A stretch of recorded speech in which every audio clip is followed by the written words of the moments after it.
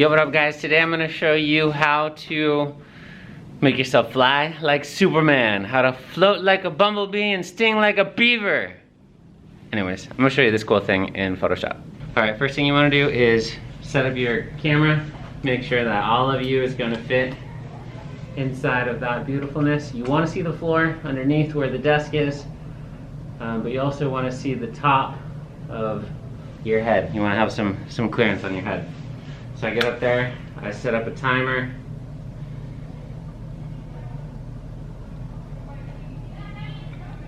I'm going to do a 10-second timer.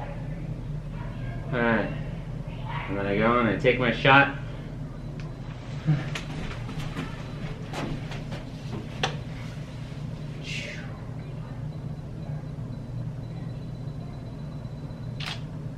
Alright, now you'll notice that I didn't have my legs dangling over the front here because it's going to be really hard to edit that out. So make sure that your legs are officially up or that there's nothing from here down. So keep that in mind when you're editing.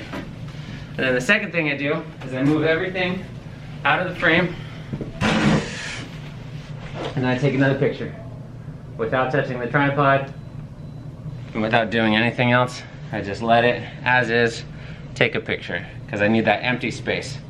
Because then what we're gonna do is we're gonna mask out that desk. All right, cool. And now I'll see you over in the editing bay. All right, the first thing that we do once we have Photoshop open is come down to Finder in the bottom left corner. I have my SD card inserted, so I go to my SD card, and then it's always, so let's close this for you. Most of you are going to ask, how do I find my images that I just took?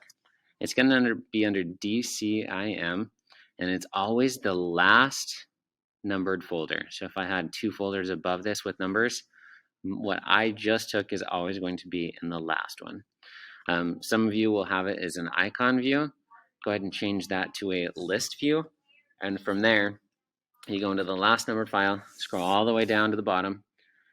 If there's MP4s, those are videos, so you go just above that, and there are my two photos that I took just before.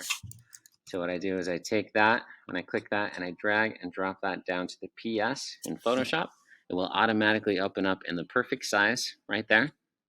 Then I have two options. I can either go File, Place Embedded, and then I can grab the background, or I could go through the same process that I just went through. So I go to there, see how I have to go through the same process again. And so going through the same process again, I'll be able to locate, oops. See, now that's not even working for me. All right, why not? Date added. That's why. The date added was all out of whack. So there's our background one that we need, so we're going to place that one. Now when it places, it goes on top. We don't want it on the top, so we have to unlock this bottom one by clicking on the lock, and then we click this and drag it just up. Okay. And then what we do is we add a layer mask on it down here it's the square with the circle in the middle. It's actually a rectangle.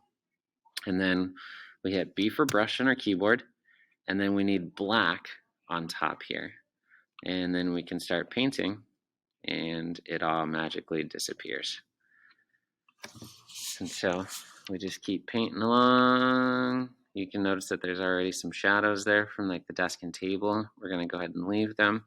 So in reality, all we're really doing is just getting rid of this picture, which then just shows us what's underneath. So we're going to speed up this process and go through it. If you want to zoom in, hit Command+. If you want to make your brush size smaller, next to the letter P is the left bracket. You can click the left bracket and make it smaller. You'll notice that I accidentally got rid of some of my jacket. That's okay. We're going to go back and fix that just a little bit. So the closer I get to myself is usually when I want to use a smaller brush. Now you notice I'm being cautious, but not super cautious about this, and that's okay, and I'll show you why here in just a little bit. All right, zoom back out. All right, there I am. Mr. Brenner is flying. Now, you can tell that I've goofed up a couple spots here. No worries. You can either click here or hit the letter X. See, if you just hit the letter X, it changes back and forth. So with white on top, I can come and I can click back where my jacket is. And clicking where my jacket is makes it all beautiful and nice. Okay, but now I need to take it one step further. So there I am floating. Woohoo! Notice it was super easy to get rid of all of this.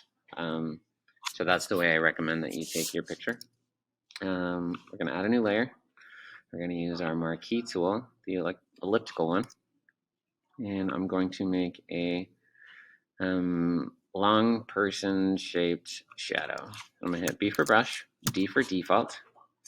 Make my brush size bigger. And I'm just going to paint. Whenever there's a selection already made, you can just paint anywhere around and it only stays inside the constraints there. Command D deselects that. Then I hit the letter V and rotate it. And we're going to make it nice and long. And we're going to put it right there. Then we're going to go up to filter, down to blur, and over to Gaussian blur. And then there's no magical number. We just click the slider and drag it over, and we watch what happens to our blur. We want it to blur out like a nice, beautiful shadow. There we go. That's looking good. Perfect. Okay, now it's still pretty, we don't want it any wider. So we're going to click OK, and then we're going to drop the opacity on it. And we're going to make it look just like a regular shadow. Okay, there we go. Mr. Renner is now officially flying. If we want to click that and move it forward a little bit, we can. Okay, now we export it. We go File, Export, Export As. And then we're going to change the format in the top right corner to JPEG. If it's not already, you can click it. Make sure it says JPEG. Click Export. It'll tell us where it's going to save to. We don't want it to save to Lady in Red. We're just going to put it on our desktop. And then we're going to click Save. Okay. We also want to save this, so go File, Save, and then save to our computer. And we don't want it in that one. We want it to our desktop. And then we want to give it a name of Making Myself Float. All right. And save that and click OK. There we go. We are done.